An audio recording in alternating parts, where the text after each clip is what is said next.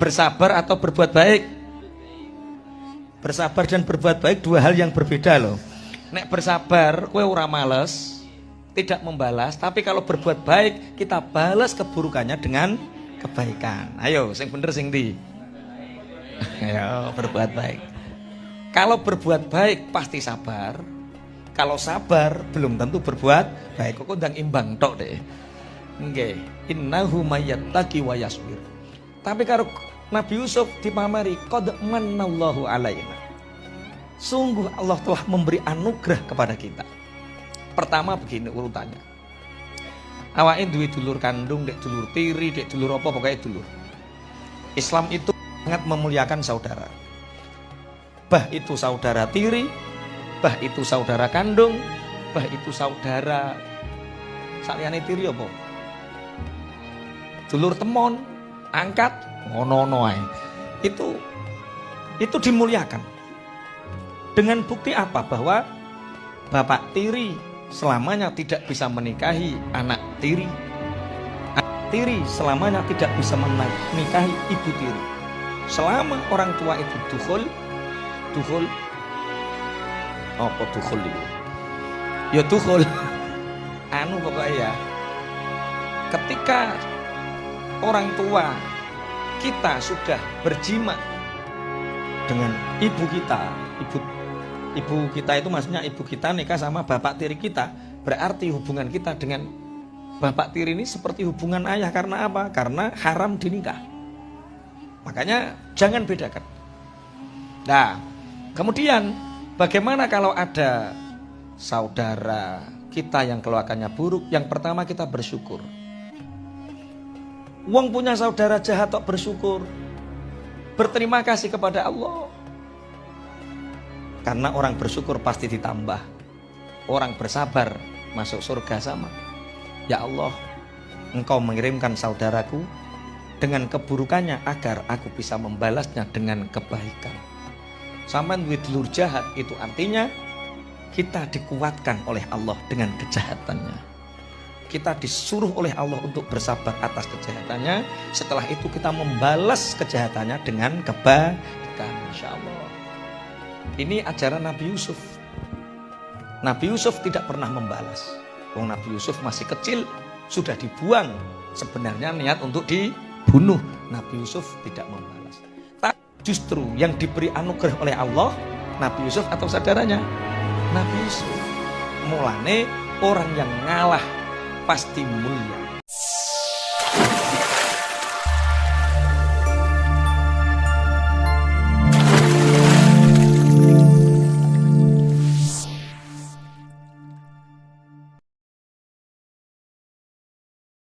Jadi melanjutkan perjalanan Yusuf yang berliku-liku, di mana Nabi Yusuf kecil dibuang oleh saudaranya di sumur, dijual sebagai budak, ditemukan oleh wazir, seorang pejabat yang punya istri cantik.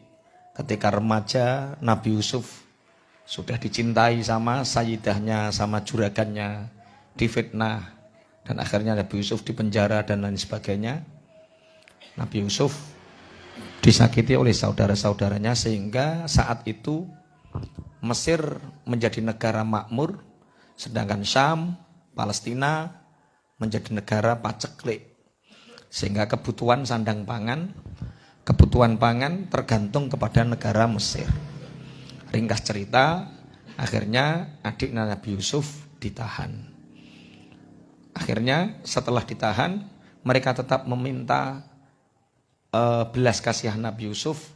Sebelumnya ini belum tahu kalau itu siapa Nabi Yusuf. Akhirnya terus minta dibawakan bahan-bahan pokok makanan. Nabi Yusuf menjawab, hal alimtum ma fa'altum bi Yusufa wa akhihi id antum jahilu. Hai kalian orang yang dari Syam, dari Palestina, apakah kalian tahu apa yang kalian perbuat terhadap Yusuf dan saudara Yusuf? Namanya siapa? Bunyamin. Ibu Nabi Yusuf namanya Rahel. Jailing sing lali mikir utang. Nggih.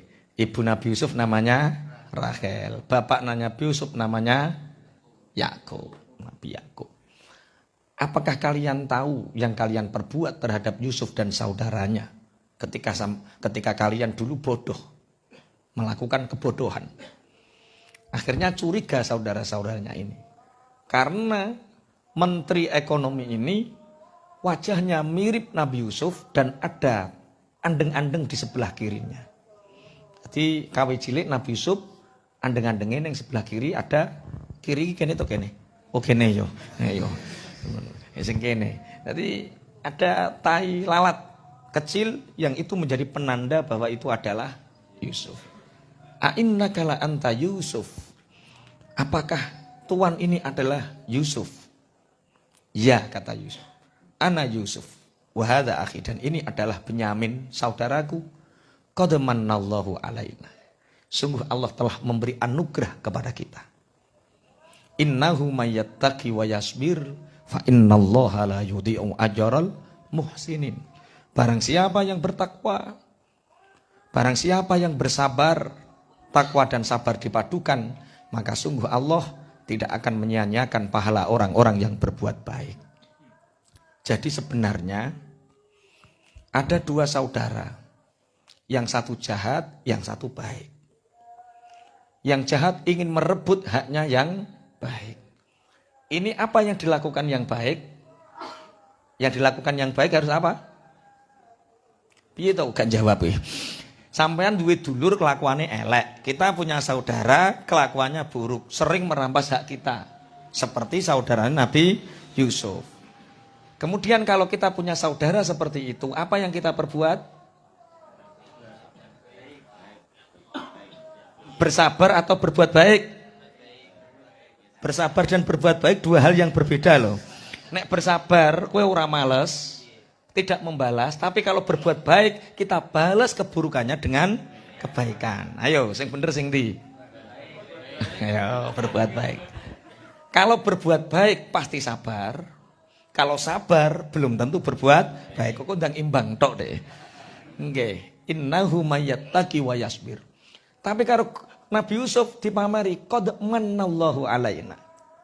Sungguh Allah telah memberi anugerah kepada kita. Pertama begini urutannya. Awake duwe dulur kandung, dek dulur tiri, dek dulur apa pokoknya dulur. Islam itu sangat memuliakan saudara. Bah itu saudara tiri, bah itu saudara kandung, bah itu saudara saliyane tiri apa? Dulur temon, angkat, ono ae. Itu dimuliakan.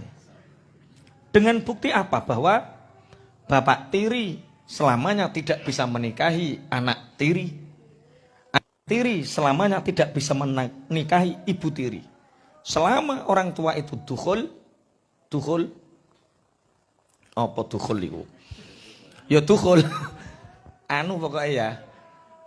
Ketika orang tua kita sudah berjima dengan ibu kita, ibu kita itu maksudnya ibu kita nikah sama bapak tiri kita. Berarti hubungan kita dengan bapak tiri ini seperti hubungan ayah. Karena apa? Karena haram dinikah. Makanya jangan bedakan. Nah, kemudian bagaimana kalau ada saudara kita yang keluarganya buruk? Yang pertama kita bersyukur. Wong punya saudara jahat kok bersyukur. Berterima kasih kepada Allah. Karena orang bersyukur pasti ditambah. Orang bersabar masuk surga sama. Ya Allah, Engkau mengirimkan saudaraku dengan keburukannya agar aku bisa membalasnya dengan kebaikan. Sampai duit dulur jahat itu artinya kita dikuatkan oleh Allah dengan kejahatannya. Kita disuruh oleh Allah untuk bersabar atas kejahatannya. Setelah itu kita membalas kejahatannya dengan kebaikan. Masya Allah. Ini ajaran Nabi Yusuf. Nabi Yusuf tidak pernah membalas. Wong Nabi Yusuf masih kecil, sudah dibuang. Sebenarnya niat untuk dibunuh. Nabi Yusuf tidak membalas. Tapi justru yang diberi anugerah oleh Allah, Nabi Yusuf atau saudaranya? Nabi Yusuf. Mulane orang yang ngalah pasti mulia. Orang yang serakah pasti hina. Saya tidak mengatakan insya Allah. Pasti. Karena itu sudah janjinya Rasulullah. Kalau Rasulullah sudah bersabda bahwa orang tawadhu oleh Allah, orang yang mengalah diangkat oleh Allah, orang yang sombong serakah dihinakan oleh Allah. Makanya penak dadi wong serakah apa penak dadi wong ngalah. Dadi kok sampean nganggo klambi apik, kok dulure lewat, "Dik, klambine kok apik." Tak minta, "Dik, monggo Mas, wis gak usah mikir maneh." Allah akan memberi baju yang lebih baik. Kakak liwat neh, "Le, jendelomu kok apik, pengen mbok coplok to Mas?" "Monggo." Nyoh, nanti sama Allah diganti jendela yang lebih baik. Itu kuncinya. Pertama, kalau ada saudara kita jahat sama kita, bersyukurlah. Setelah kita bersyukur, bersabar. Setelah sabar kita membalas. Tapi membalasnya dengan kebaikan.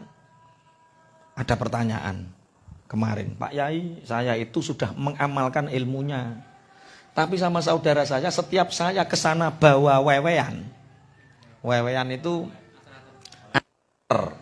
Jadi wewean ater-ater itu isinya pitik merkungkung, ndok, ya, terus nasi, terus jangan lauk pauk. Kemudian diserahkan ke saudara yang membenci kita, digewak, dibuang. Kita ngasih lagi atau tidak? Ngasih, tapi kan mubadir. Maka buang. Kata siapa mubadir? Itu berarti derajat kita baru sedekah untuk pitik dan lain sebagainya. Bukan kita yang membuang. Kita ingin bersedekah kepada manusia, tapi Allah memberi gambaran kepada kita, keikhlasanmu baru sebatas sedekah untuk ayam. Jangan marah. Alhamdulillah, gua gak popo, sesuk balik maneh. Ada satu kisah, Ma'ruf Al-Karhi itu punya tetangga bukan Muslim, Nasrani, tetangga petembo. Lah namanya orang ulama zuhud, tembok itu gak leponan. Pas kamarnya Ma'ruf Al-Karhi iku pas WC-ne wong Nasrani. Jadi nek buang air besar, iku merembes. Ditadai karo Ma'ruf Al-Karhi, tos, ambune yo ora karu-karuan. Iku coro sampean. Iku wong Nasrani iki diapake. Kok beres-beres piye? Langsung beres. Ma'ruf Al-Karhi bersyukur. Ini mungkin Allah memberi derajat kamarku baru sebatas bau busuk yang aku terima dari saudaraku Nasrani. Sampai suatu saat, ini kok gak ada bau busuk. Kemana? Akhirnya Ma'ruf Al-Karhi bertamu, ternyata saudara ini sakit, sudah tidak kencing, sudah tidak buang air besar 3 hari. Tidak buang air besar 3 hari. Akhirnya gak ada yang merawat, dirawat oleh Ma'ruf Al-Karhi. Kemudian ada temennya ini buang air besar di rumahnya. Dia tahu, tos, ya Allah. Ini apa? Itu adalah WC-mu yang tepat bersebelahan dengan kamarku. Berapa kamu bersabar? Berapa tahun? 14. Nggak pernah protes. 14. Apa kata orang Nasrani? Asyhadu an la ilaha illallah wa asyhadu anna Muhammadar Rasulullah. Aku bersaksi bahwa Allah adalah Tuhanku dan Nabi Muhammad adalah utusan Allah. Makanya benar dawuh Kanjeng Nabi, al-muslimu mir'atul muslim. Kalau kita ngajak orang masuk Islam, enggak keluar-keluar takbir di tengah jalan. Berikan perilaku terbaik, inilah perilaku muslim. Yaitu tidak membalas kejahatan orang lain dengan perilaku jahat, tapi balaslah dengan kebaikan. Masya Allah. Qad man alaina. Sungguh Allah telah memberi anugerah kepada. Jadi kalau ada orang jahat kepada kita, pertama lakukan bersyukurlah. Bersyukur, ya Allah, terima kasih engkau mengirimkan orang ini kepadaku. sehingga aku akan kuat, aku akan bersabar. Kemudian doakan dia, kirim Fatihah tiap tengah malam. Al-Fatihah ila wong kae, Al-Fatihah bacakan Al-Fatihah agar hatinya lunak. Ojo rasa terus kue gak duwe prestasi apa-apa ning gone wonge. Ya, kemudian balas keburukannya dengan kebaikan. Ini jenis kalau kita bisa seperti itu, bisa seperti yang dilakukan oleh Nabi Yusuf, jawabannya qad mannallahu alaina. Allah sungguh telah memberi anugerah kepada kita. Innahu mayattaqi wa yasbir. Orang yang bertakwa, bersabar, maka sungguh Allah tidak menyiakan pahalanya orang-orang yang muhsinin, orang-orang yang berbuat baik. Masya Allah. Makanya kemarin ketika saya nilai Zam-Zam. Jadi Zam-Zam itu dulu kan di dekatnya Ka'bah, sekitaran Ka'bah. Di sekitaran Jabal Abil Qubais. Sekarang ditampung. Ketika saya melihat penampungan Zam-Zam itu, teringat pada satu cerita. Bahwa kita itu harus mengajarkan saudara kita, istri kita, anak kita, teman-teman kita dengan kesederhanaan hidup dan kesederhanaan berpikir. Bahwa prestasi tertinggi kita di hadapan Allah di dunia dan akhirat adalah ghufran. Orang yang sukses itu bukan orang yang berpangkat tinggi, berjabatan tinggi, orang yang punya uang banyak, bukan. Ketua partai, bukan. Ketua rumah sakit, bukan. Siapa orang yang berhasil, yang sukses? Adalah orang yang mendapatkan ghufran, ampunannya Allah. Siapapun dia, kalau dia dapat ghufran, dapat ampunannya Allah, itulah orang yang sukses. Siapapun. Bisa jadi ketua rumah sakit, dapat ghufran, sukses. Kiai dapat ampunan Allah, sukses. Petani dapat ampunan Allah, sukses. Makanya kita hidup itu hanya ingin mendapatkan rahmat ampunannya Allah. Saya teringat satu kisah. Zakaria Al-Ansori itu punya dua anak gadis. Siapa Zakaria Al-Ansori? Beliau ulama yang hidup di Mekah. Dia muftil Haramain, dia mufti Mekah, Madinah. Zakaria Al-Ansori punya dua putri yang cantik yang dinikahi oleh santri beliau sendiri. Jadi biasa kiai dua anak wedok terus mek mantu santri itu sudah ada sanatnya. Nah ini yang santrinya yang diambil mantu namanya itu Ibnu Hajar Al-Haytami. Yang kedua Imam Ar-Romli. Kalau kita sering baca kitab-kitab fikih itu ada Imam Nawawi dan Imam Ar-Romli. Lah Imam Nawawi itu rivalnya Imam Ar-Romli. Rival itu maksudnya kelasnya sama. Dilalah kersane Allah. Ibnu Hajar Al-Haytami karena hidup di padang pasir, di padang tandus di Mekah. Ibnu Haytami hidupnya sederhana. Kekurangan. Sedangkan Imam Ar-Romli, beliau hijrah ke Mesir. Jadi anak sing wedok dibawa ke Mesir satu, dibawa Imam Ar-Romli, yang satu tetap di Mekah. Ibnu Hajar Al-Haytami. Ibnu Hajar Al-Haytami miskin, Imam Ar-Romli di Mesir kaya raya. Suatu saat dua orang anak dan menantu berkumpul. Yang laki-laki mujalasah dengan para lelaki, yang perempuan juga mujalasah dengan perempuan. Lah akhirnya adik iki ngomong ning dari Mbak Ane. Sing bojone Ibnu Hajar matur, "Mbak, ya Dik, bejo Mbak, Pak sampean." Lu kenapa Dik? Masya Allah sampai dinikah oleh Imam Ar-Romli. Ulama yang masyhur. Fikih, hadis masyhur. Kaya. Tidak kekurangan satu apapun. Beda dengan suamiku yang di sini. Di padang tandus ini. Kekurangan. Ibnu Hajar Al-Haytami mendengar pembicaraan itu. Bahwa ternyata istrinya masih membandingkan kekayaannya dengan kakaknya.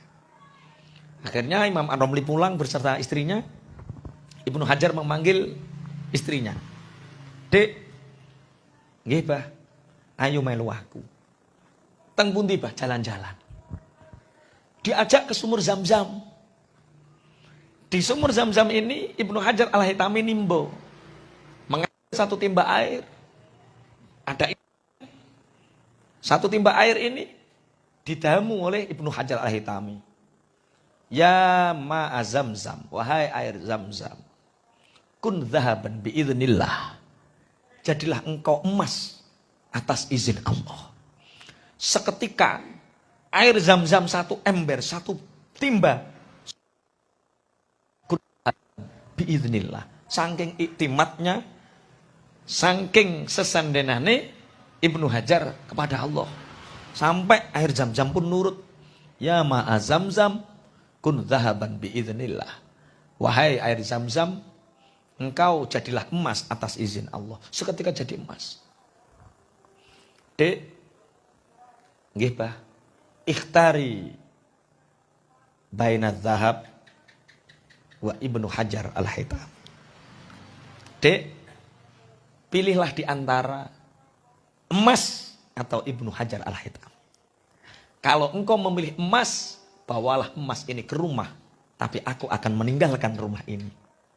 Kalau engkau memilihku, maka biar emas ini pergi.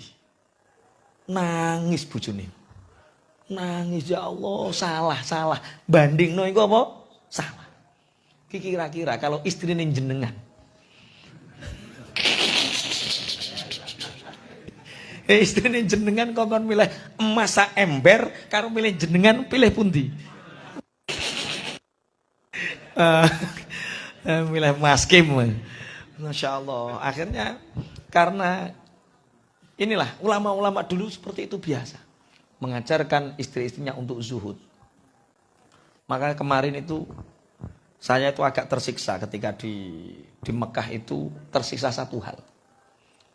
Tersisa satu hal ini bagi yang ingin poligami, dengarkan. Bagi yang ingin poligami, dengarkan. Saya itu satu kamar dengan ulama-ulama hebat, ulama-ulama sepuh, yang semua istrinya banyak. Ada yang 4, 3, 2. Saya selama 24 hari di Mekah, itu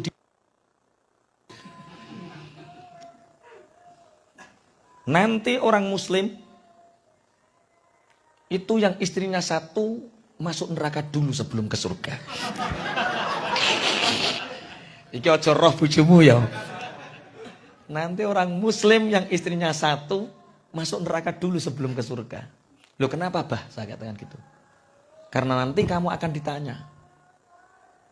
Misalnya siapa? Di hati, istrimu berapa? 1. Kenapa istrinya 1? Takut sama istri. Barang siapa takut kepada selain Allah, itu tempatnya surga atau neraka? Loh, mesti dijawab loh. Waduh, kacau.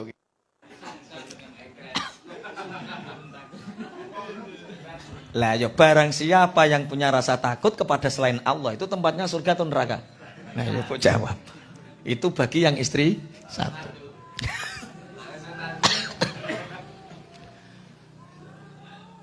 Makanya saya agak diteror sama ibu-ibu. Pak Yai jangan nikah lagi. Kenapa? Kan suami saya muridnya Pak Yai. Kalau tiru repot. Waduh, urung-urung mesti teror. Saya pahami. Kenapa ulama-ulama yang bareng saya itu istrinya banyak tapi bahagia? Bahagia betul, saya menyaksikan bahagia betul. Ketika telepon mereka saling berkirim kabar sesama istri satu dengan yang lain. Ternyata saya tanya, apa resepnya Pak? 1. Mereka dari awal memang kita tarbiyah. Ketika awal menikah sudah ditarbiyah untuk 1. Melakukan semua sunnah yang dilakukan oleh Rasulullah Sallallahu Alaihi Wasallam. Sunnah Kamis dikerjakan, tahajud duha dikerjakan, pakai celak dikerjakan, siwak dikerjakan, semua sunnah dikerjakan. Dan istrinya diajak untuk melakukan sunnah itu. Sehingga istrinya sangat taat, sangat sholihah. Ketika semua sunnah sudah dikerjakan, ulama ini bertanya, Dek, ya Pak, aku kerjakan Dek. Jangan sampai Rasulullah nuntut saya karena ada sunnah yang belum aku kerjakan. Apa kata istrinya? Masya Allah, bah, tinggal satu yang belum, bah. Rasulullah istrinya banyak, apa hanya saya? Kerjakan, bah, jangan sampai apa tidak melakukan sunnah. Loh, wong rai-rai ngene. Wah, masih banyak sunnah yang lain yang belum kalian kerjakan. Istrimu masih banyak tahu celamu. Umpomo bojomu, istrimu tak kasih 2 kain atau 2 kertas putih. Tak suruh nyatet kebaikan suami dan keburukan suami. 2 kertas sama-sama putih. Kira-kira banyak baiknya atau buruknya? Lah ngono kok ape poligami? Oh, saya lagi sadar, Masya Allah, oh berarti ada ilmunya. 2, tanamkan pada istri kita bahwa kita ini milik Allah. Ketika awal menikah, Dik, kita ini hamba Allah. Sebagai hamba, jangan mencintai hamba terlalu berlebihan. Adik mencintai abah seperapat saja. Begitu juga saya mencintai adik seperapat saja. Jangan takut untuk kehilangan dan jangan takut untuk dan lain sebagainya. Sehingga kita bisa betul-betul fokus beribadah kepada Allah. Karena hakikatnya kita makhluk untuk beribadah, makhluk Allah, seperempat. Kalau istri sudah mencintai hanya seperempat, kita mencintai seperempat, masih ada 3/4 yang lain. Sisanya. Oh ngono. Jadi ditarbiyah dari awal. Urung lagi kopil tuh nikah adik, hidup semati, Dek. Pas 100% wis angel-angel. Ada yang siap poligami lagi? Halo. Tarbiyahnya, kalau Anda bisa mentarbiah, monggo. Jangan gunakan poligami sebagai alat candaan, tapi harus betul-betul dengan ilmu yang baik. Tak tanya, bah, saya punya itu teman pesantren, bah. Ketika istrinya 1, anaknya baik-baik, bah, usia SMP baik, usia SMA baik, menikah lagi, brutal anaknya, benci sama abahnya. Lah itulah, kalau ingin poligami, jangan menunggu anak besar. Kapan? Ya saat anak-anak kita masih kecil. Taunya ini ibu 1, ibu 2, ibu 3. Nggak terkonsep, nggak terkontaminasi dengan orangnya. Walah Pak Eko, duh anakku SD. Ah, wes.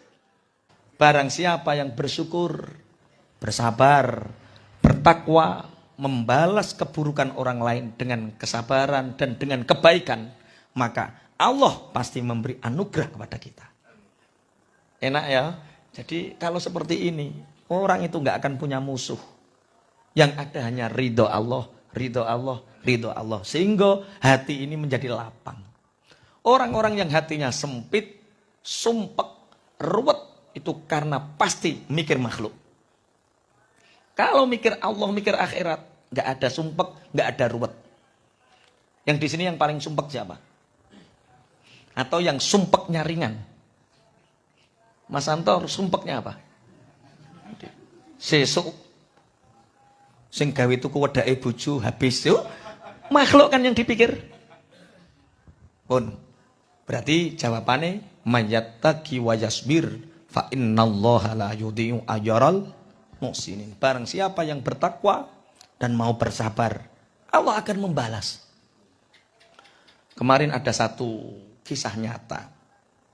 Orang haji itu sekarang kalau masuk raudhah, raudhah itu satu taman surga yang ada di antara makamnya Rasulullah. Kalau sekarang, kalau dulu rumahnya Rasulullah dan mimbar Masjid Nabawi, di antaranya itu ada tempat sempit namanya raudhah, surga, taman surga.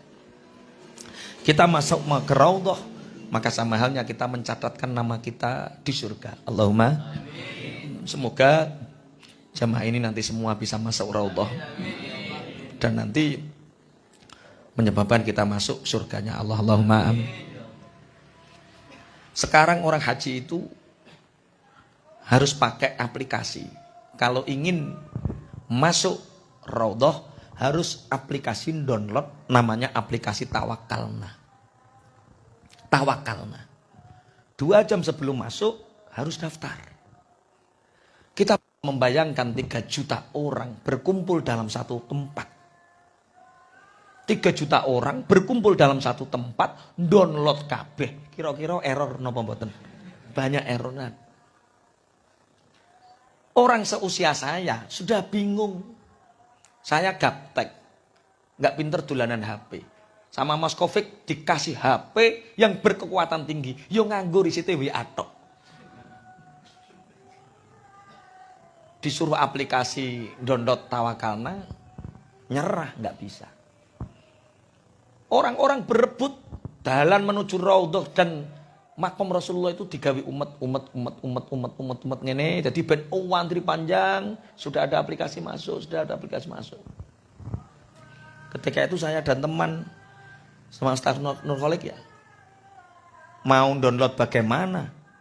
Wong kita nggak bisa. Tapi saya meyakini bahwa doa yang terbaik adalah doa yang berada di dalam sholat. Tak baleni. Donga yang terbaik adalah doa yang ada di dalam sholat. Lengkap di dalam sholat itu doanya. Butuh doa apa? Lengkap. Doa nyauri utang ada. Rabbi firli, ya Allah ampunilah aku. Warhamni, berilah belas kasih kepadaku. Wajburni. Wajburni artinya nambeli. Barang sing kurang ditambeli, barang sing ora lunas lunasi. Wajib burni ono. Itu bagi yang punya hutang waca. Atau bagi yang usahanya seret. Setiap mau buka apapun, Rabbi fili warhamni wajiburni warfani watini wa'afini wa'afu'ani, buka tokone. Bengkel kok sepi, Rabbi fili warhamni wajiburni, buka bengkele. Pijet kok sepi, Rabbi fili warhamni. Pijetane lari. Okay. Sama. Kalau kita ingin masuk Raudhah, Allah sudah memberi doa kepada kita di dalam sholat. Doa yang terbaik.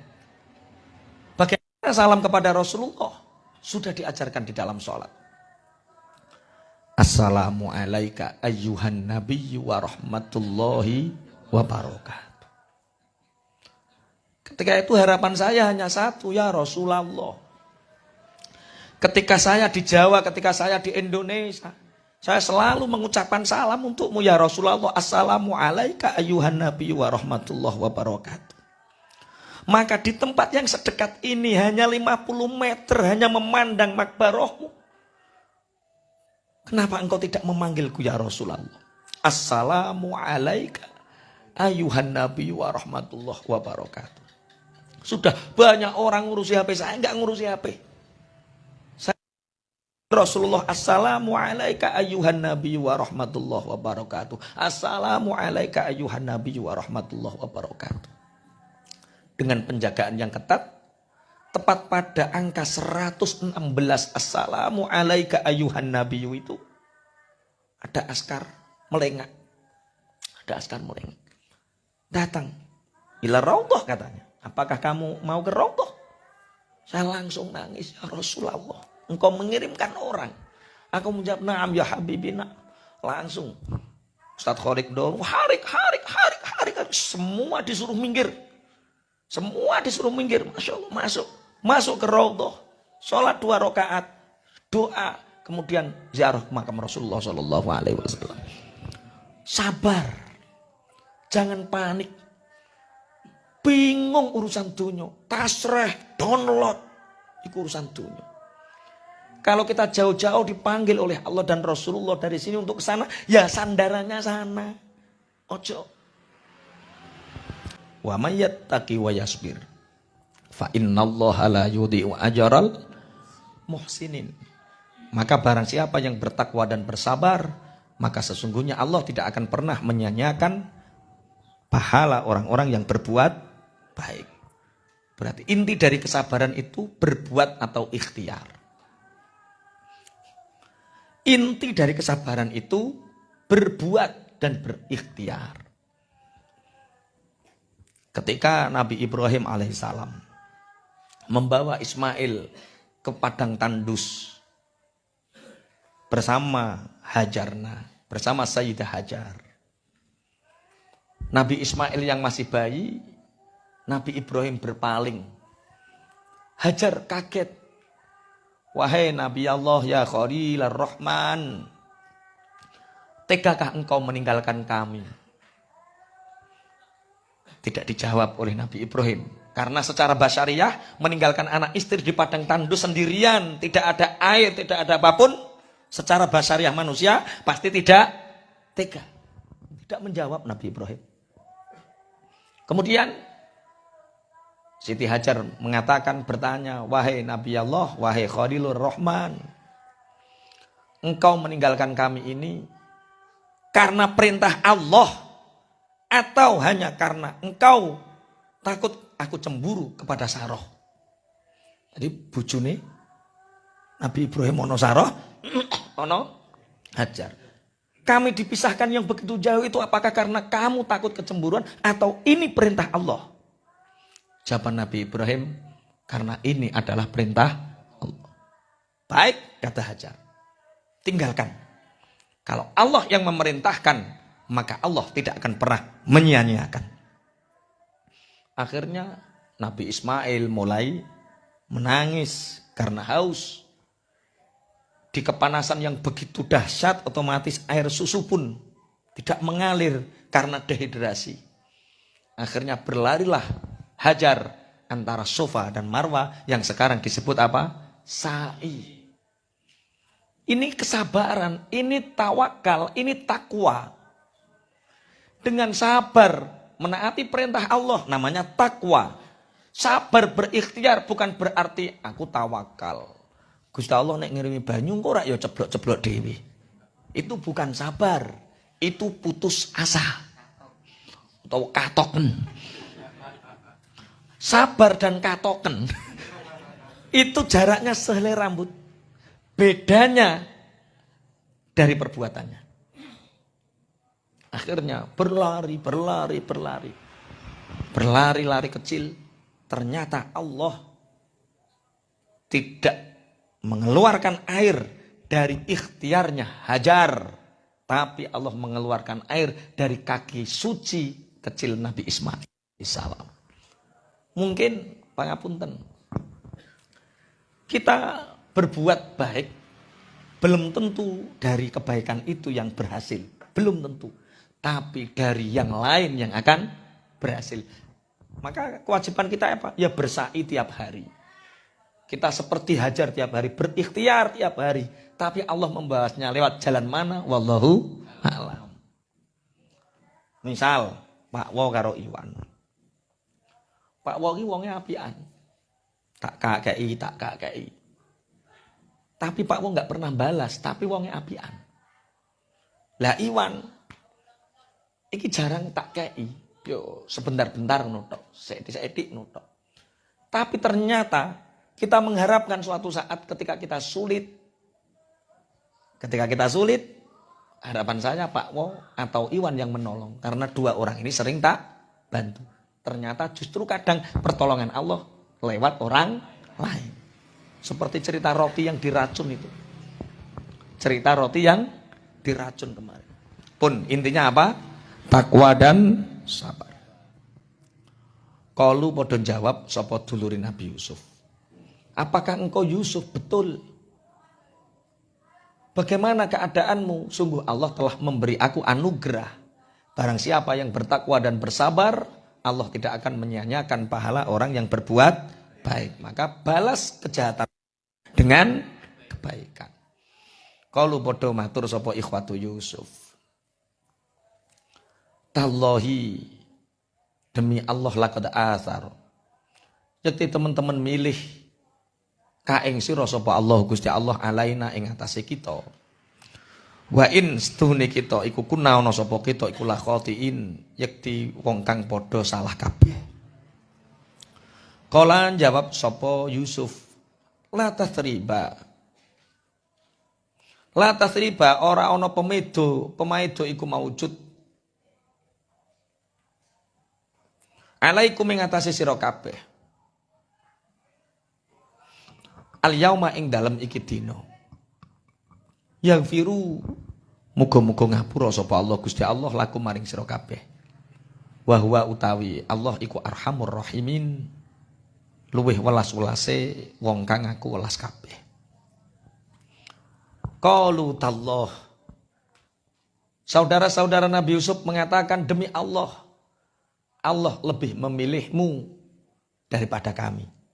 Lebih menyayangimu daripada kami. Wa in kunna la khotiin. Sungguh kami adalah golongan orang-orang yang salah. Apa jawab Nabi Yusuf? Ki cara sampean piye jajal? Dulurmu menyakiti sampean, ingin membunuh, ingin menghabisi karena merasa iri dengki. Kemudian suatu saat sampean menjadi orang besar, dulurmu butuh, terus dulurmu ngakoni salah. Yo sepurane dik, cara sampean jawabnya piye? Oh nggih nggih. Roh dhewe ta kowe. Kene kok. Roh dhewe kene kok. Nayoh men. Lah inilah Nabi Yusuf mengatakan la tasriba alaikumul yaum. Mas, dulurku kabeh, aku tidak menganggap kalian bersalah. Hari ini dosamu, kesalahanmu sungguh telah hilang semua. La tasriba alaikumul yaum. Jadi Nabi Yusuf ketika disakiti, Nabi Yusuf ketika dicemploni neng sumur, sudah pernah saya jelaskan. Nabi Yusuf tidak menganggap saudaranya jahat. Nabi Yusuf tidak dendam, bahkan tidak menyimpan kejahatan saudaranya di dalam hati. Nabi Yusuf ketika disakiti saudaranya ridho. Saking welase Nabi Yusuf, ridhoni Nabi Yusuf, malaikat Jibril dugi ngancani. Jadi ketika kita disakiti orang, jangan ingat kesalahan orang. Tapi fokus melangkah ke depan. Kalau kita fokus melangkah ke depan, tidak mengingat keburukan orang, maka Allah menurunkan anugerahnya. Ketika Nabi di penjara, kenapa penjaranya agak lama? Karena Nabi Yusuf mengingat. Tidak sebentar, agak lama, 7 tahun. Kenapa? Mengingat kesalahan Zulaikha. Jadi kalau ingin ujian kita cepat dibereskan sama Allah, kalau masalah kita ingin segera dibereskan sama Allah, kuncinya lupakan kesalahan orang lain yang berbuat kepada kita. Itu. Nek sampean iling-iling terus diuji sampean. Karena tujuan Allah tidak sampai kepada kita. Hati yang ridho, hati yang lapang. Lupakan, nah ini sing diarani la tathriba alaikumul yaum. Siapa? Saya tidak pernah menganggap sampean salah, Mas. Itu ujian hidup, enggak apa-apa ngoten. Bahkan didoakan yang firullahu lakum, Allah akan memaafkan kalian. Wa huwa arhamur rahimin. Teng kitab niki, teng kitab Badai Uzur diterangkan bahwa terjadi perdebatan di antara para ulama. Setelah dimaafkan itu, apakah saudara-saudara Nabi Yusuf itu derajatnya diangkat oleh Allah? Ternyata ikhtilaf di antara para ulama. Ikhtalafa jama'atun minal ulama fi nubuwati ikhwati Yusuf. Faminhum mangkola maka him nabiyun siwa Yusuf alaihissalam. Wa minhum mangkola kulluhum anbiya. Wahum al-asbatu alladzina zakarahumullahu fil Qur'anil azim. Ada 2 pendapat yang mengatakan bahwa setelah dimaafkan dosa-dosa kesalahan saudara Nabi Yusuf, sebagian saudara Nabi Yusuf ada yang menjadi nabi. Ada yang mengatakan semuanya menjadi nabi. Karena dimaafkan, didoakan. Masya Allah. Kita sering menjustis orang. Orang yang salah selamanya salah. Tidak. Jadi pahala kita nikel. Kenapa saudara Nabi Yusuf yang kita anggap kejam, yang kita anggap apa nek ngarani raja tega pingin mateni adike, itu kesalahan yang fatal kan? Tapi di akhir hayatnya mereka diangkat oleh Allah menjadi nabi. Kenapa satu? Karena doa orang yang dizolimi itu mustajab. Kemudian doa orang yang dizolimi mendoakan kebaikan. Sehingga orang ini dapat dua. Orang yang jahat ini. Satu, dosanya diampuni oleh Allah. Dua, derajatnya diangkat oleh Allah. Sehingga mendapatkan hidayah. Sampean pernah mikir, ono wong dang pokoknya misalnya jahat karo sampean. Omahe sampean dieleki, diteletongi misalnya. Utawa usahane sampean dilok-lokke misalnya. Pernahkah sampean berpikir tengah malam, ya Allah, berikan rahmat untuknya. Ya Allah, aku kirim Fatihah untuknya. Ya Allah, ampuni dosa orang itu. Sebenarnya ketika kita mendoakan itu, doa ini mantul. Tul. Yang diampuni dosa kita dan dosa dia.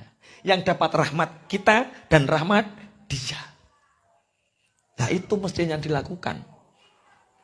Aku genyo, gelo terus tak hizib nasor. Hizib nasor, cek kurang cerdas saifi pisan. Karuan mati sak cindil-cindile. Ya pana-panan. Apa no tafsir? Gara-gara gelo terus tak hizib saifi terus tak cindil-cindile. Ya aja ngono cah. Lah, orang yang punya pola pikir seperti itu dibuat ruwet sama Allah. Enggak bisa bahagia. Karena urusannya belum selesai. Makanya selesaikan urusan kita dengan Allah. Selesaikan urusan kita dengan makhluk. Dengan cara apa? Kalau ada orang yang menzalimi kita, balas dengan kebaikan. Itu yang dilakukan oleh Nabi Yusuf. Sehingga doa Nabi Yusuf ini tembus. Saudara-saudaranya yang jahat kepadanya diangkat menjadi nabi oleh Allah.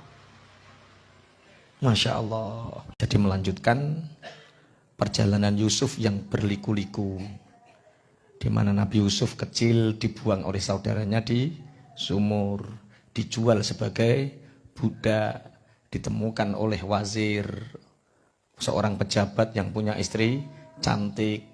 Ketika remaja, Nabi Yusuf sudah dicintai sama sayyidahnya, sama juragannya, difitnah. Dan akhirnya Nabi Yusuf dipenjara dan lain sebagainya. Nabi Yusuf disakiti oleh saudara-saudaranya sehingga saat itu Mesir menjadi negara makmur. Sedangkan Syam, Palestina menjadi negara paceklik.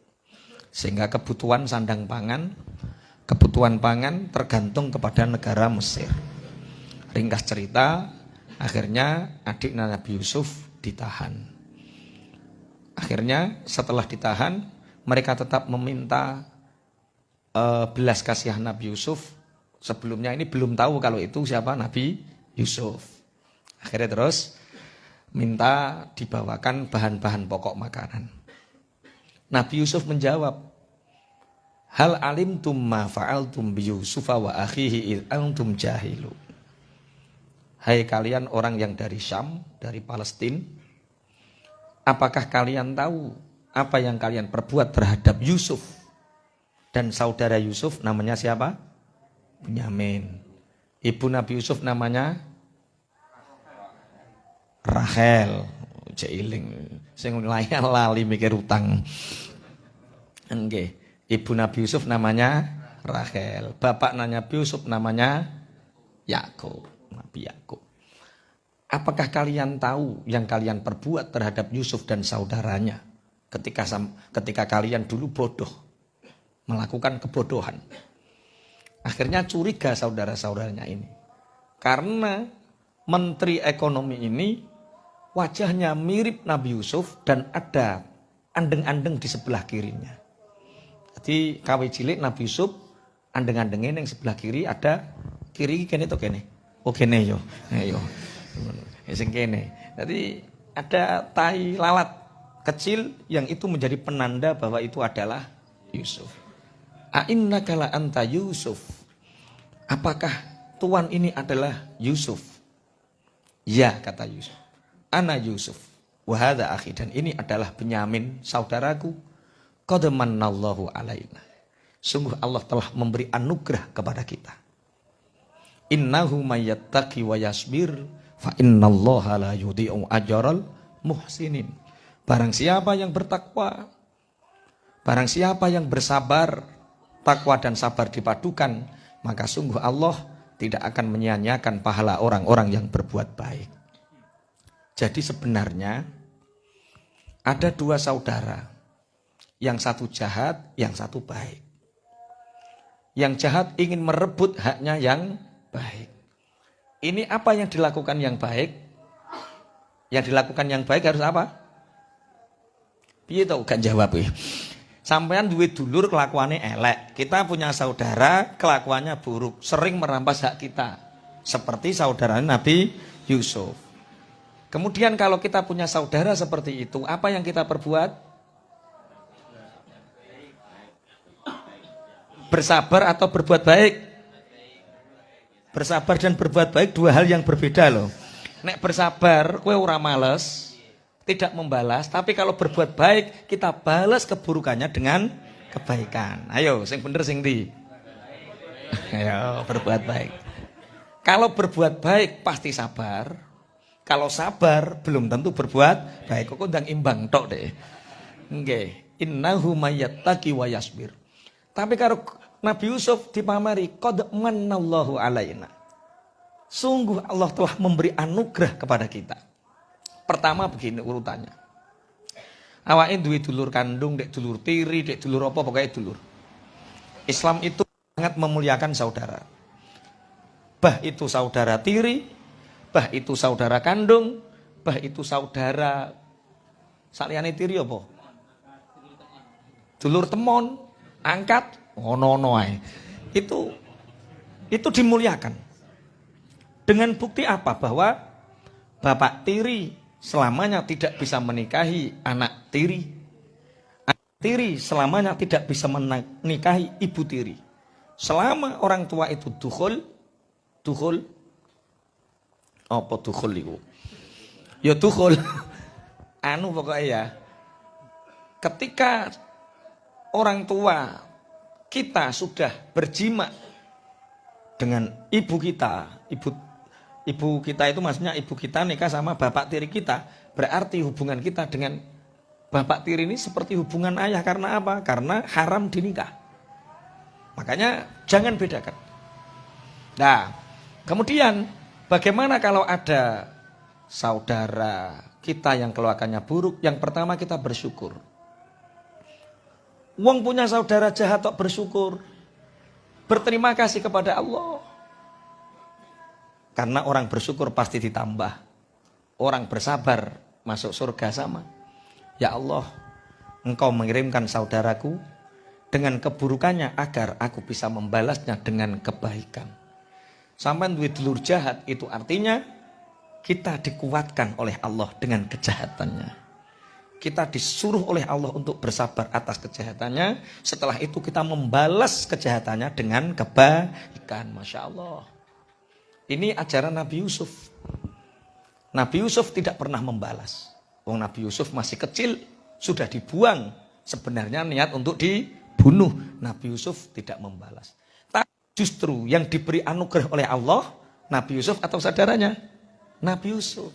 Mulane orang yang ngalah pasti mulia. Orang yang serakah pasti hina. Saya tidak mengatakan insya Allah. Pasti.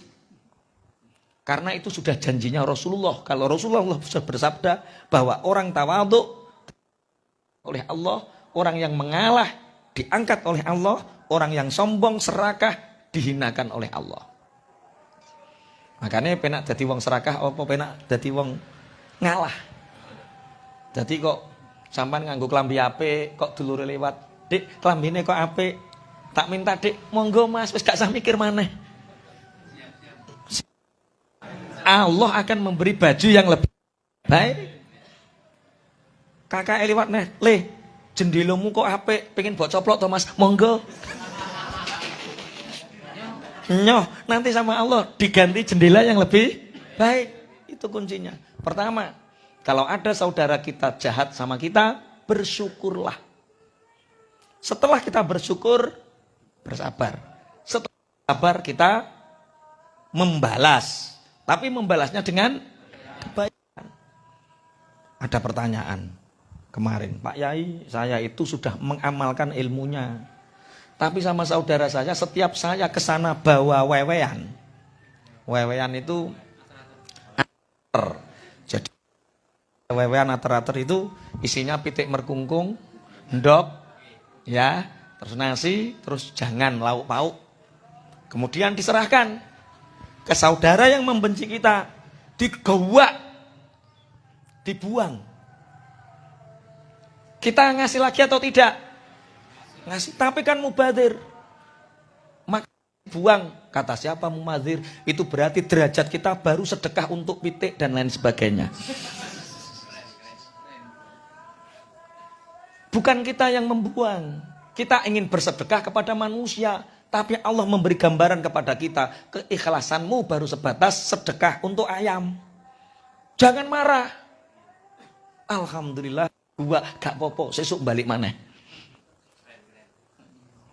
Ada satu kisah.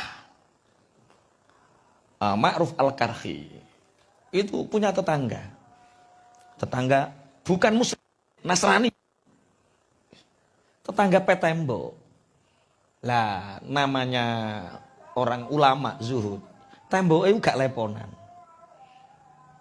Pas kamarnya Ma'ruf Al-Karhi iku pas WC-ne wong Nasrani. Jadi nek buang air besar iku merembes. Ditadai karo Ma'ruf Al-Karhi, tos ambune yo ora karu-karuan. Iku coro sampean. Coro sampean. Iku wong Nasrani iki diapake. Kok beres-beres piye? Langsung beres. Ma'ruf Al-Karhi bersyukur. Ini mungkin Allah memberi derajat kamarku baru sebatas bau busuk yang aku terima dari saudaraku Nasrani. Sampai suatu saat ini kok nggak ada bau busuk. Kemana? Akhirnya Ma'ruf Al-Karhi bertamu, ternyata saudaranya sakit, sudah tidak kencing, sudah tidak buang air besar 3 hari. Tidak buang air besar 3 hari. Akhirnya nggak ada yang merawat, dirawat oleh Ma'ruf Al-Karhi. Kemudian ada temennya ini buang air besar di rumahnya, dia tahu, tos, ya Allah, ini apa? Itu adalah WC-mu yang tepat bersebelahan dengan kamarku. Berapa kamu bersabar? Berapa tahun? 14. Nggak pernah protes. 14. Apa kata orang Nasrani? Asyhadu an la ilaha illallah wa asyhadu anna Muhammadar Rasulullah. Aku bersaksi bahwa Allah adalah Tuhanku dan Nabi Muhammad adalah utusan Allah. Makanya benar dawuh Kanjeng Nabi, al muslimu mir'atul muslim. Kalau kita ngajak orang masuk Islam, nggak keluar-keluar takbir di tengah jalan.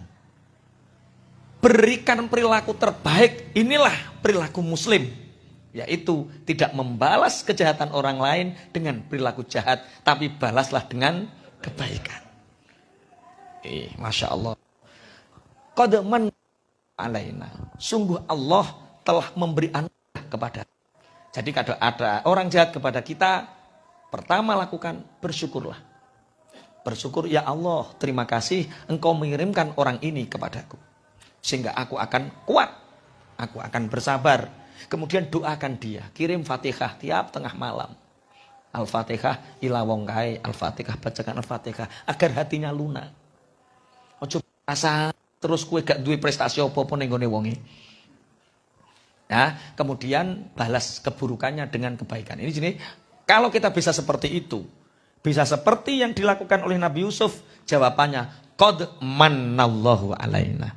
Allah sungguh telah memberi anugerah kepada kita. Innahu mayattaqi wa yasbir. Orang yang bertakwa, bersabar, maka sungguh Allah tidak menyiakan pahalanya orang-orang yang muhsinin, orang-orang yang berbuat baik. Masya Allah. Makanya kemarin ketika saya nilai Zam-Zam. Jadi Zam-Zam itu dulu kan di dekatnya Ka'bah, sekitaran Ka'bah. Di sekitaran Jabal Abil Qubais. Sekarang ditampung. Ketika saya melihat penampungan Zam-Zam itu, teringat pada satu cerita. Bahwa Kita itu harus mengajarkan saudara kita, istri kita, anak kita, teman-teman kita dengan kesederhanaan hidup dan kesederhanaan berpikir. Bahwa prestasi tertinggi kita di hadapan Allah di dunia dan akhirat adalah ghufran. Orang yang sukses itu bukan orang yang berpangkat tinggi, berjabatan tinggi, orang yang punya uang banyak, bukan. Ketua partai, bukan. Ketua rumah sakit, bukan. Siapa orang yang berhasil, yang sukses? Adalah orang yang mendapatkan ghufran, ampunannya Allah. Siapapun dia, kalau dia dapat ghufran, dapat ampunannya Allah, itulah orang yang sukses. Siapapun. Bisa jadi ketua rumah sakit, dapat ghufran, sukses. Kiai dapat ampunan Allah, sukses. Petani dapat ampunan Allah, sukses. Makanya kita hidup itu hanya ingin mendapatkan rahmat ampunannya Allah. Saya teringat satu kisah. Zakaria Al-Ansori itu punya 2 anak gadis. Siapa Zakaria Al-Ansori? Beliau ulama yang hidup di Mekah. Dia muftil Haromen, dia mufti Mekah, Madinah. Zakaria Al-Ansori punya 2 putri yang cantik, yang dinikahi oleh santri beliau sendiri. Jadi biasa kiai 2 anak wedok terus mantu santri itu sudah ada sanatnya. Nah ini yang santrinya yang diambil mantu namanya itu Ibnu Hajar Al-Haytami. Yang kedua Imam Ar-Romli. Kalau kita sering baca kitab-kitab fikih itu ada Imam Nawawi dan Imam Ar-Romli. Nah, Imam Nawawi itu rivalnya Imam Ar-Romli. Rival itu maksudnya kelasnya sama. Dilalah kersane Allah. Ibnu Hajar Al-Haytami karena hidup di padang pasir, di padang tandus di Mekah. Ibnu Haytami hidupnya sederhana. Kekurangan. Sedangkan Imam Ar-Romli, beliau hijrah ke Mesir. Jadi anak sing wedok dibawa ke Mesir satu, dibawa Imam Ar-Romli, yang satu tetap di Mekah. Ibnu Hajar Al-Haytami. Ibnu Hajar Al-Haytami miskin, Imam Ar-Romli di Mesir kaya raya.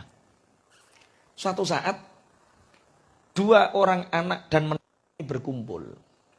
Yang laki-laki mujalasah dengan para lelaki, yang perempuan juga mujalasah dengan perempuan. Lah akhirnya adik iki ngomong ning ngene Mbak Ane. Sing bojone Ibnu Hajar matur, "Mbak, ya Dik, bejo Mbak, Pak sampean." Loh kenapa Dik? Masya Allah sampai dinikah oleh Imam Ar-Romli. Ulama yang masyhur. Fikih, hadis masyhur. Kaya. Tidak kekurangan satu apapun. Beda dengan suamiku yang di sini. Di padang tandus ini. Kekurangan. Ibnu Hajar Al-Haytami mendengar pembicaraan itu. Bahwa ternyata istrinya masih membandingkan kekayaannya dengan kakaknya. Akhirnya Imam Ar-Romli pulang beserta istrinya. Ibnu Hajar memanggil istrinya. "Dek, nggih Bah, ayo melu aku. Teng pundi Bah jalan-jalan." Diajak ke sumur Zam-Zam. Di sumur Zam-Zam ini Ibnu Hajar Al-Haytami nimbo. Mengambil 1 timba air. Ada satu timba air ini didamu oleh Ibnu Hajar Al-Haytami. "Ya ma'a Zamzam, wahai air Zamzam, kun dhahaban biidznillah." Jadilah engkau emas atas izin Allah. Seketika air Zamzam 1 ember, 1 timba, kun biidznillah. Saking iktimatnya, saking sesandenane Ibnu Hajar kepada Allah, sampai air Zamzam pun nurut. "Ya ma'a Zamzam, kun dhahaban biidznillah." Wahai air Zamzam, engkau jadilah emas atas izin Allah. Seketika jadi emas. "Dek, nggih Bah, ikhtari baina dhahab wa Ibnu Hajar Al-Haytami." Dek, pilihlah di antara emas atau Ibnu Hajar Al-Haytami. Kalau engkau memilih emas, bawalah emas ini ke rumah, tapi aku akan meninggalkan rumah ini. Kalau engkau memilihku, maka biar emas ini pergi. Nangis bojone. Nangis, ya Allah, salah. Bandingno iku apa? Salah. Kira-kira kalau istrine jenengan. Istrine jenengan kongkon milih emas sak ember karo milih jenengan pilih pundi? Milih Mas Kim. Masya Allah. Akhirnya karena inilah ulama-ulama dulu seperti itu biasa. Mengajarkan istri-istrinya untuk zuhud. Maka kemarin itu saya itu agak tersiksa ketika di Mekah itu tersiksa satu hal. Tersisa satu hal ini bagi yang ingin poligami dengarkan. Bagi yang ingin poligami dengarkan. Saya itu satu kamar dengan ulama-ulama hebat, ulama-ulama sepuh, yang semua istrinya banyak. Ada yang 4, 3, 2. Saya selama 24 hari di Mekah itu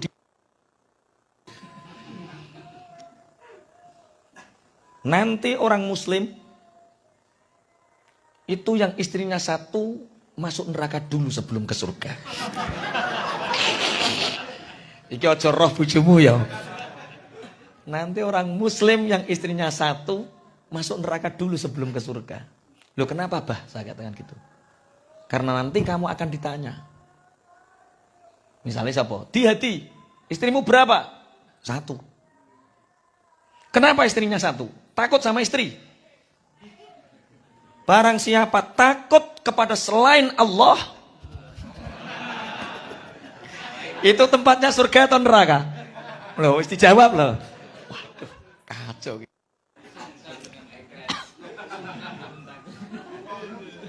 Lah ya barang siapa yang punya rasa takut kepada selain Allah, itu tempatnya surga atau neraka? Nah, ya kok jawab. Itu bagi yang istri 1.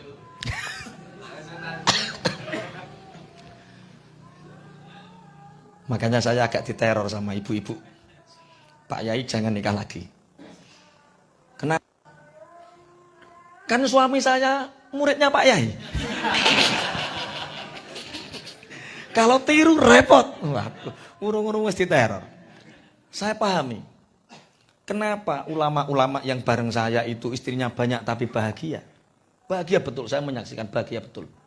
Ketika telepon mereka saling berkirim kabar sesama istri satu dengan yang lain.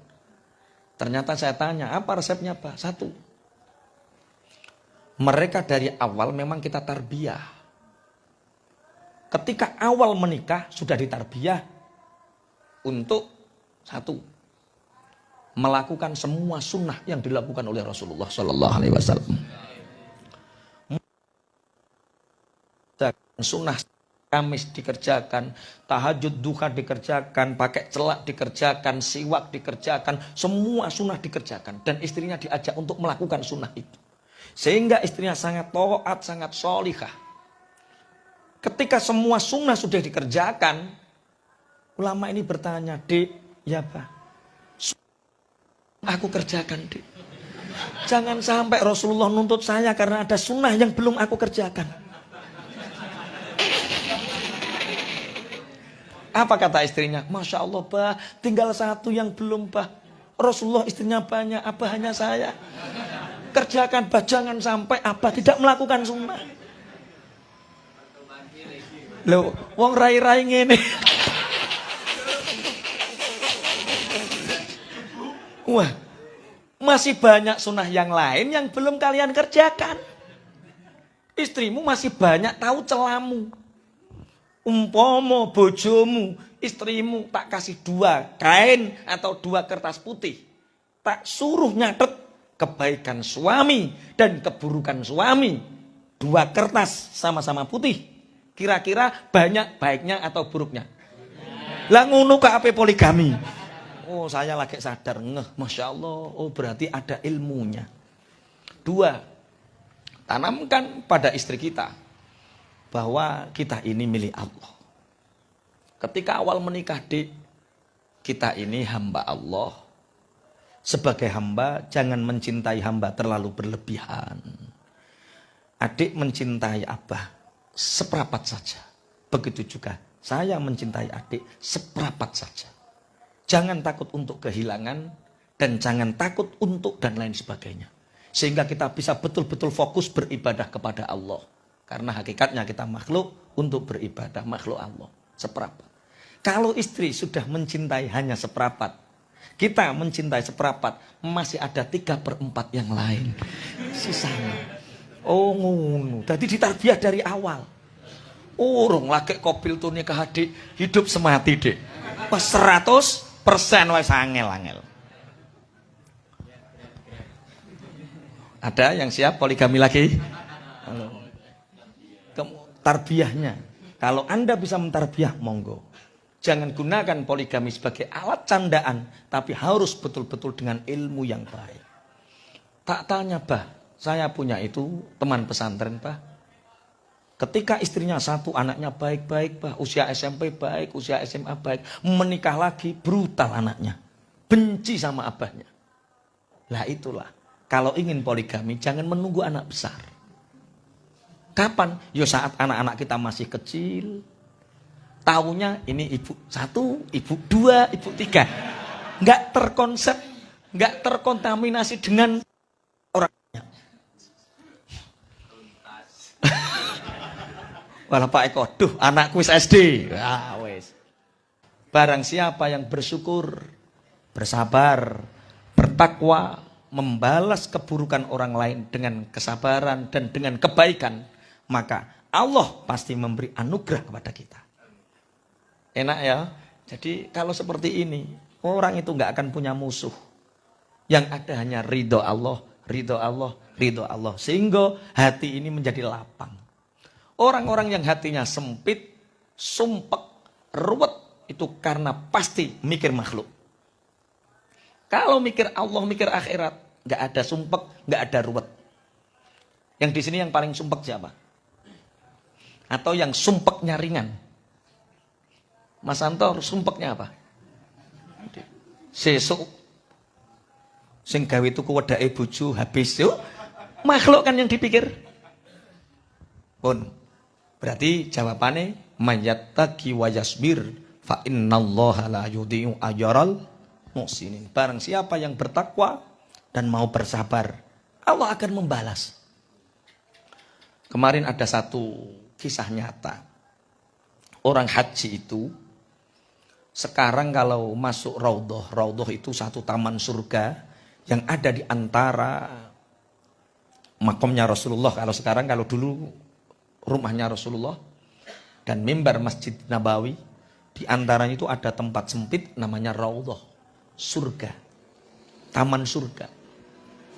Kita masuk ke raudhah, maka sama halnya kita mencatatkan nama kita di surga. Allahumma amin. Semoga jamaah ini nanti semua bisa masuk raudhah dan nanti menyebabkan kita masuk surganya Allah. Allahumma amin.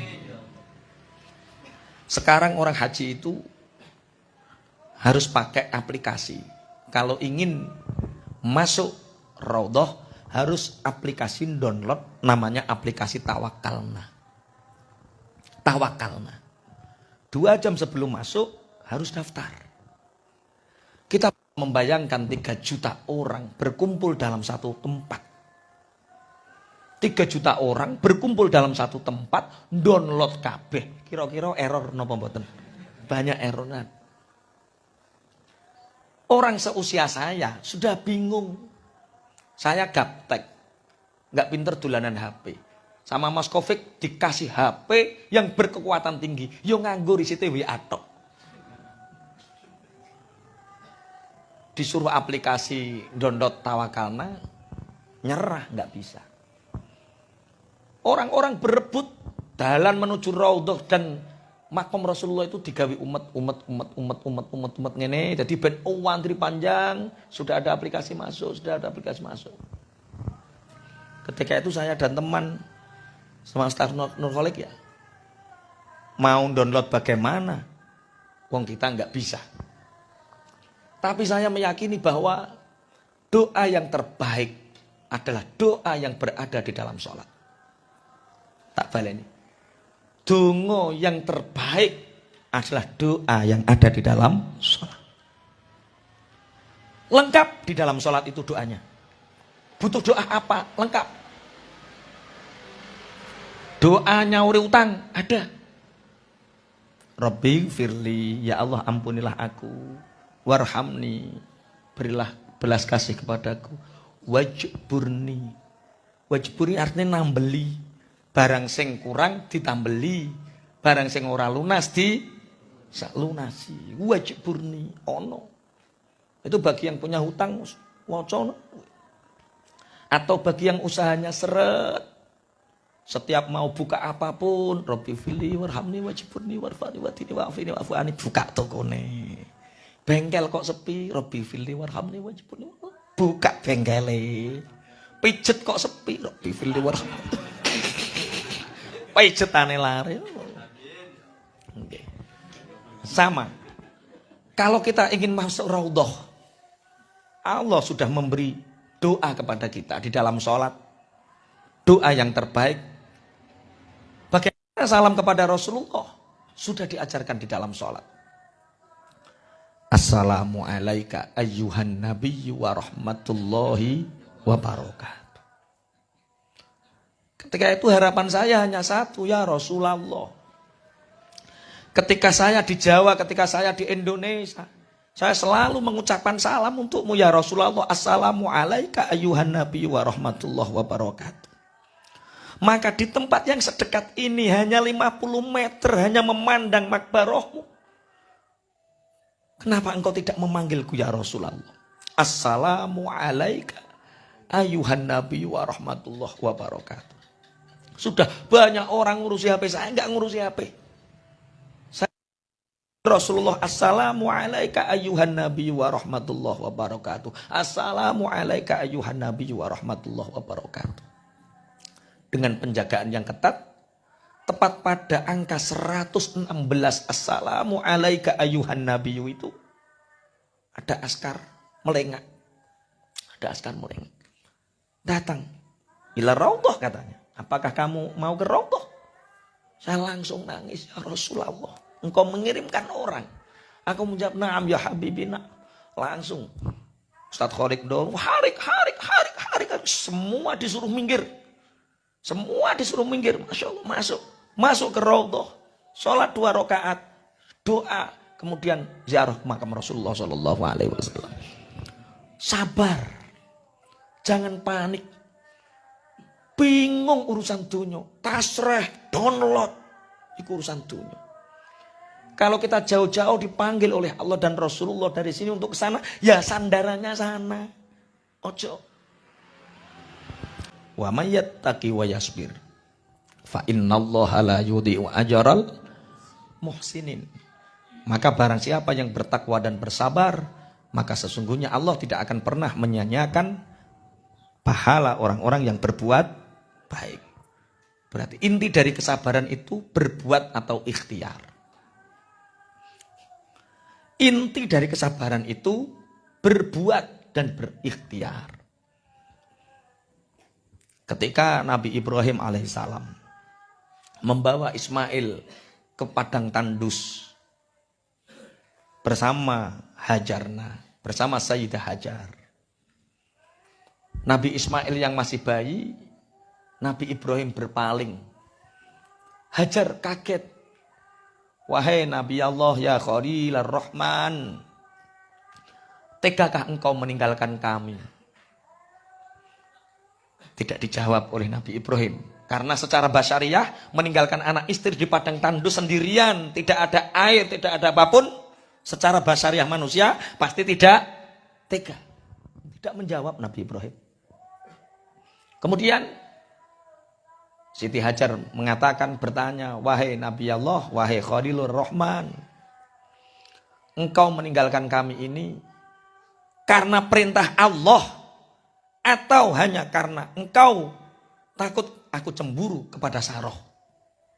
Jadi bujune Nabi Ibrahim ono Saroh, ono Hajar. Kami dipisahkan yang begitu jauh itu apakah karena kamu takut kecemburuan atau ini perintah Allah? Jawaban Nabi Ibrahim, karena ini adalah perintah Allah. baik, kata Hajar, tinggalkan. Kalau Allah yang memerintahkan, maka Allah tidak akan pernah menyia-nyiakan. Akhirnya Nabi Ismail mulai menangis karena haus. Di kepanasan yang begitu dahsyat, otomatis air susu pun tidak mengalir karena dehidrasi. Akhirnya berlarilah Hajar antara Safa dan Marwah yang sekarang disebut apa? Sa'i. Ini kesabaran, ini tawakal, ini takwa. Dengan sabar menaati perintah Allah, namanya takwa. Sabar berikhtiar bukan berarti aku tawakal. Gusti Allah nek ngirimi banyu kok ora ya ceblok-ceblok dhewe. Itu bukan sabar, itu putus asa. Atau katoken. Sabar dan katoken itu jaraknya sehelai rambut. Bedanya dari perbuatannya. Akhirnya berlari kecil. Ternyata Allah tidak mengeluarkan air dari ikhtiarnya Hajar, tapi Allah mengeluarkan air dari kaki suci kecil Nabi Ismail salam. Mungkin pangapunten, kita berbuat baik belum tentu dari kebaikan itu yang berhasil, belum tentu, tapi dari yang lain yang akan berhasil. Maka kewajiban kita apa? Ya bersa'i tiap hari. Kita seperti Hajar tiap hari, berikhtiar tiap hari. Tapi Allah membahasnya lewat jalan mana? Wallahu a'lam. Misal, Pak Wo karo Iwan. Pak Wo ki wonge apian. Tak kakei. Tapi Pak Wo nggak pernah balas, tapi wonge apian. Lah Iwan, iki jarang tak kei. Yo sebentar-bentar nutok, sedik-sedik nutok. Tapi ternyata kita mengharapkan suatu saat ketika kita sulit, harapan saya Pak Wo atau Iwan yang menolong. Karena dua orang ini sering tak bantu. Ternyata justru kadang pertolongan Allah lewat orang lain. Seperti cerita roti yang diracun itu. Cerita roti yang diracun kemarin. Pun intinya apa? Takwa dan sabar. Kalu padha jawab sapa dulure Nabi Yusuf. Apakah engkau Yusuf betul? Bagaimana keadaanmu? Sungguh Allah telah memberi aku anugerah. Barang siapa yang bertakwa dan bersabar, Allah tidak akan menyia-nyiakan pahala orang yang berbuat baik. Maka balas kejahatan dengan kebaikan. Kalu padha matur sapa ikhwatu Yusuf.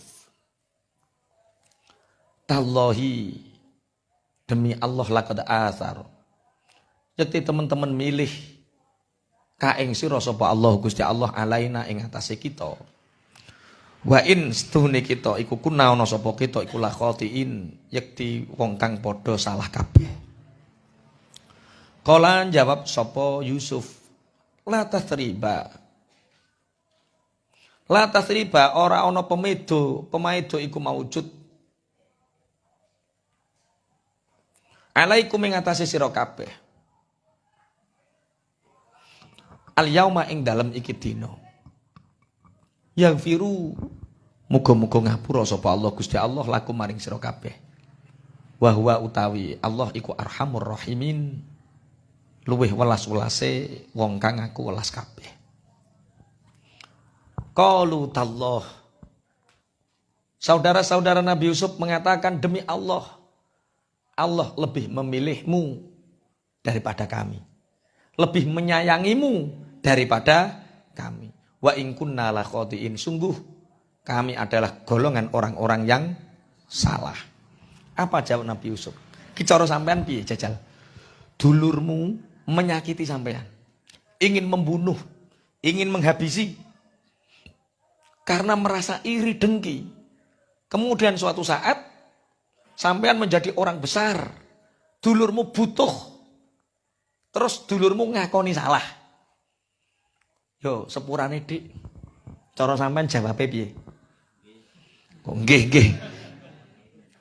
Roh dhewe ta kowe. Kene kok. Roh dhewe. Kene kok nayoh men. Nah inilah Nabi Yusuf mengatakan la tasriba alaikumul yaum. Mas, dulurku kabeh, aku tidak menganggap kalian bersalah. Hari ini dosamu, kesalahanmu sungguh telah hilang semua. La tasriba alaikumul yaum. Jadi Nabi Yusuf ketika disakiti, Nabi Yusuf ketika dicemploni neng sumur, sudah pernah saya jelaskan. Nabi Yusuf tidak menganggap saudaranya jahat. Nabi Yusuf tidak dendam, bahkan tidak menyimpan kejahatan saudaranya di dalam hati. Nabi Yusuf ketika disakiti saudaranya ridho. Saking welase Nabi Yusuf, ridhoni Nabi Yusuf, malaikat Jibril dugi ngancani. Jadi ketika kita disakiti orang, jangan ingat kesalahan orang. Tapi fokus melangkah ke depan. Kalau kita fokus melangkah ke depan, tidak mengingat keburukan orang, maka Allah menurunkan anugerahnya. Ketika Nabi di penjara, kenapa penjaranya agak lama? Karena Nabi Yusuf mengingat. Tidak sebentar, agak lama, 7 tahun. Kenapa? Mengingat kesalahan Zulaikha.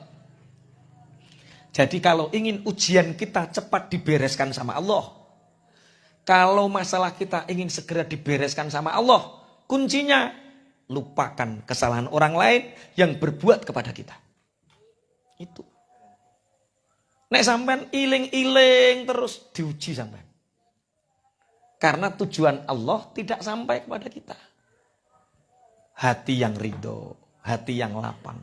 Lupakan, nah ini sing diarani la tathriba alaikumul yaum. Siapa? Saya tidak pernah menganggap sampean salah, Mas. Itu ujian hidup, enggak apa-apa ngoten. Bahkan didoakan yang firullahu lakum, Allah akan memaafkan kalian. Wa huwa arhamur rahimin. Teng kitab niki, teng kitab Badai Uzur diterangkan bahwa terjadi perdebatan di antara para ulama. Setelah dimaafkan itu, apakah saudara-saudara Nabi Yusuf itu derajatnya diangkat oleh Allah? Ternyata ikhtilaf di antara para ulama.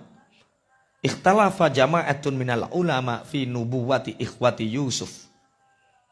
Faminhum mangkola maka him nabiyun siwa Yusuf alaihissalam. Wa minhum mangkola kulluhum ambiya.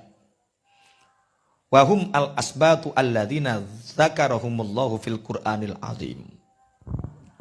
Ada 2 pendapat yang mengatakan bahwa setelah dimaafkan dosa-dosa kesalahan saudara Nabi Yusuf, sebagian saudara Nabi Yusuf ada yang menjadi nabi. Ada yang mengatakan semuanya menjadi nabi. Karena dimaafkan, didoakan. Masya Allah. Kita sering menjustis orang. Orang yang salah selamanya salah. Tidak. Jadi pahala kita nikel. Kenapa saudara Nabi Yusuf yang kita anggap kejam, yang kita anggap apa nek ngarani? Raja tega pingin mateni adike. Itu kesalahan yang fatal kan? Tapi di akhir hayatnya mereka diangkat oleh Allah menjadi nabi. Kenapa? Satu, doa orang yang dizolimi itu mustajab. Kemudian doa orang yang dizolimi mendoakan kebaikan. Sehingga orang ini dapat 2. Orang yang jahat ini. 1, dosanya diampuni oleh Allah. 2, derajatnya diangkat oleh Allah. Sehingga mendapatkan hidayah. Sampeyan pernah mikir, ono wong dang pokoknya misalnya jahat karo sampeyan. Omahe sampeyan dieleki, diteletongi misalnya. Utawa usaha ini sampean dilok-lokke misalnya. Pernahkah sampean berpikir tengah malam, ya Allah berikan rahmat untuknya. Ya Allah aku kirim Fatihah untuknya. Ya Allah ampuni dosa orang itu. Sebenarnya ketika kita mendoakan itu, doa ini mantul. Tul. Yang diampuni dosa kita dan dosa dia.